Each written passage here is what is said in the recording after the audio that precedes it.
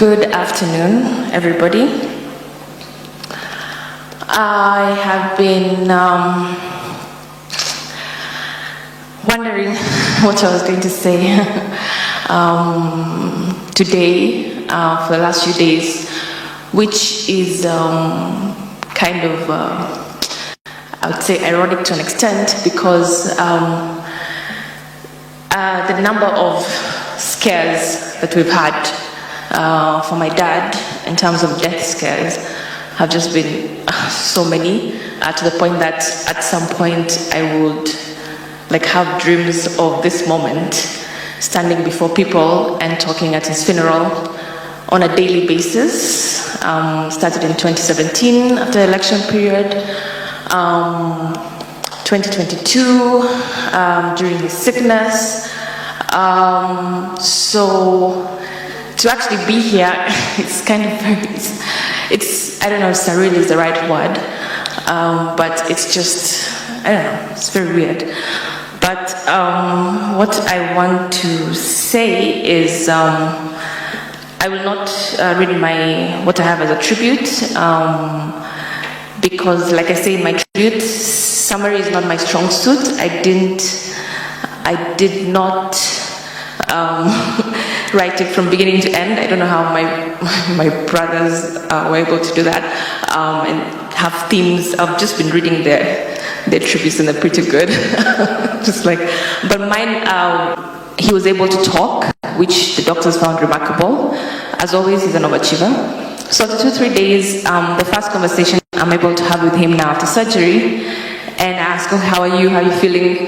How does it feel to have something, your head's removed from your head? And the first thing he asked me was, how was your presentation? I was like, it's okay. Did you prepare for it?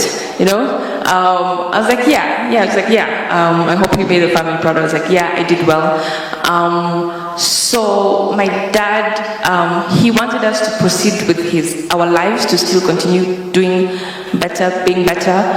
During his entire sickness, he was given a few months to live. But I recall him saying, this sickness is not going to beat me, I'm going to fight it. And he did. So he opened a whole home gym. He was in the gym every morning, every evening. He was taking his medicine time. He was, doing everything, eating healthy.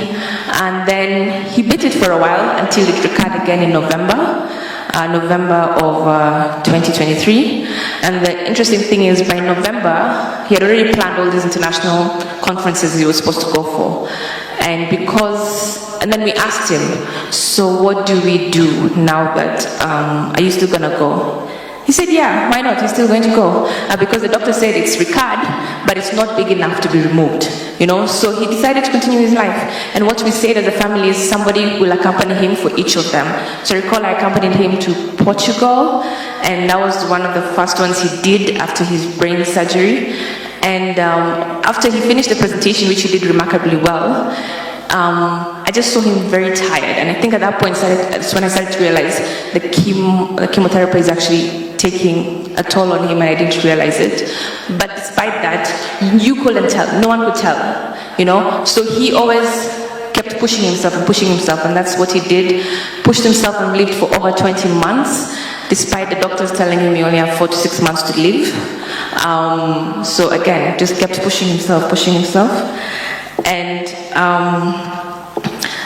his positivity, his drive, his confidence is what pushes me as well to just continue doing better, to continue being better, to live to the expectations that I have set for myself. And towards his last days, the way, like I said, we've had many death scares. Leave alone the elections. It was April 2023, and then around October 2023, I was with him. I was home because Mom had traveled. So in the middle of the night, he woke up and was a bit stiff. So we're told that was not another problem. Apparently, he was having a seizure. At that point, I didn't know, but somehow my brother and I Googled that when this happens, you're supposed to increase this anti-seizure medicine, and we did. And when we went to hospital the next day, the doctor said, you guys actually, like you did what I would have said you'll have done. So that was another scare. April 23 was another scare when we had to do his second surgery. Then there was December 2023. And then there was more recently, February 2020. Sorry, it was December 2024, April 2024, December 2024, and more recently February 2025, when he was admitted in hospital, again at ICU. I think this was like his third or fourth time in ICU. My brother and I was like so confident, like he's been in, he's been out.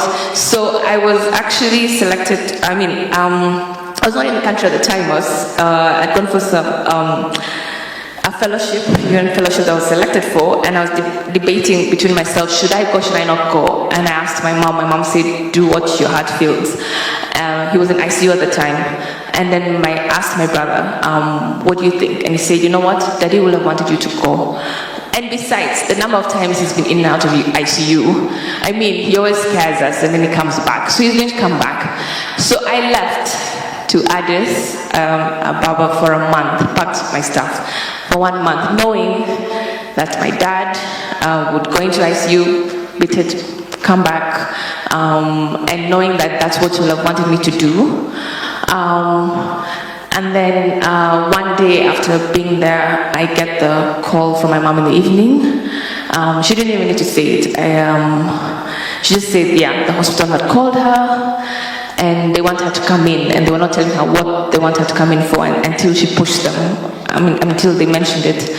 So, the funny thing is, I didn't, as much as, yes, he was sick, it didn't actually occur to me this day would actually come because of how confident he was in just pushing himself and on how confident he was in his will to live.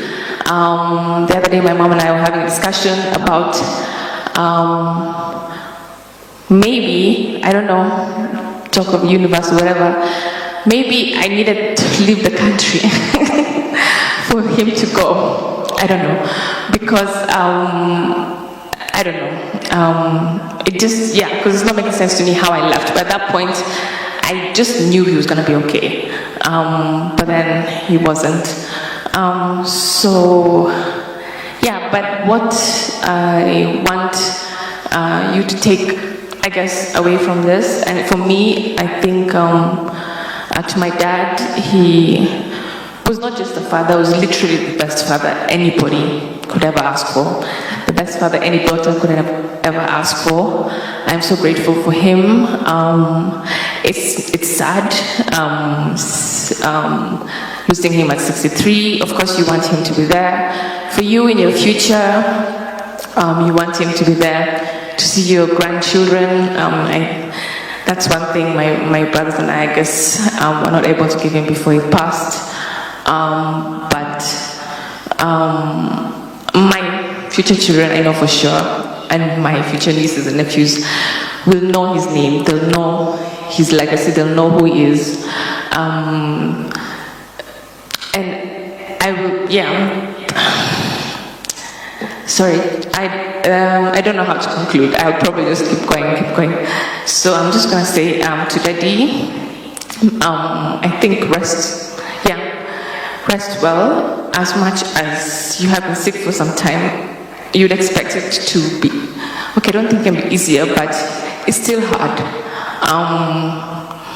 And I guess he needed to rest. Maybe I didn't take that into, consideration. I just wanted him to be here.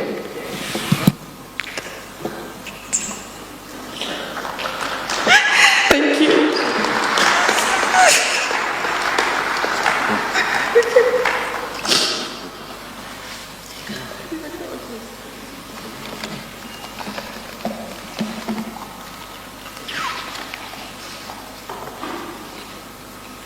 Okay.